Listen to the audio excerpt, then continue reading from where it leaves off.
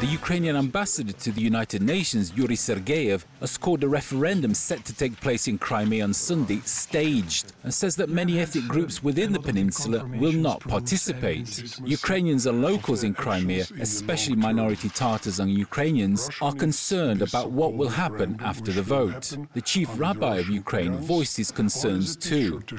You have to realize Ukraine is in a state of war. You know, the country was invaded.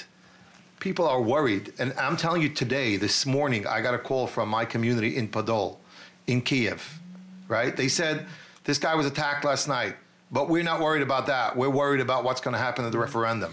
We're worried about what's going to happen on Sunday. That's what people are worried about now. That is occupying everybody's mind now. What is Russia going to do next? Where will they stop? Will they go back? That's what people are worried about. Protesters, many of them Tatars, turned out on Friday in various towns across Crimea to protest against the referendum on whether Crimea should leave Ukraine and become part of Russia. The EU and US say the vote violates the constitution of Ukraine and international law. This is what local Tatars had to say about the referendum. First, they must remove the troops so that here we don't see any Cossacks or hired thugs who are well-known criminals. Once they leave, we will be able to sit down and have a normal conversation with normal people.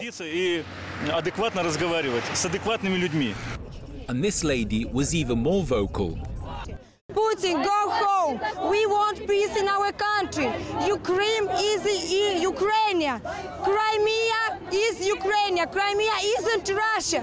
Go home with your soldiers. Not referendum, no.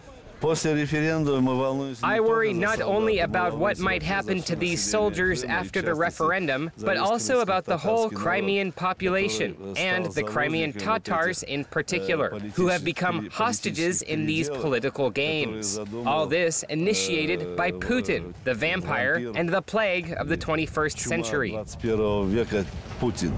Ukrainian armed forces in Crimea are being harassed and blockaded in their bases by masked gunmen and Russian soldiers wearing no identifying insignia, but often driving military trucks with Russian license plates. About 20 kilometers south of the capital, Simferopol, Ukrainian soldiers barricade the back of the 36th Coastal Defense Brigade base in Perevalne, while heavily armed and masked soldiers stand outside the gate.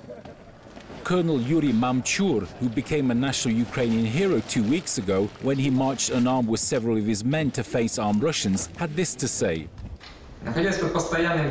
Being under constant pressure from the military personnel of the Russian Federation Armed Forces, local population and the local authorities, we have an oral instruction to hold on, not to respond to provocations and not to use weapons. With the vote just hours away, people are already trying to gauge Russia's moves, even though patience is clearly wearing thin.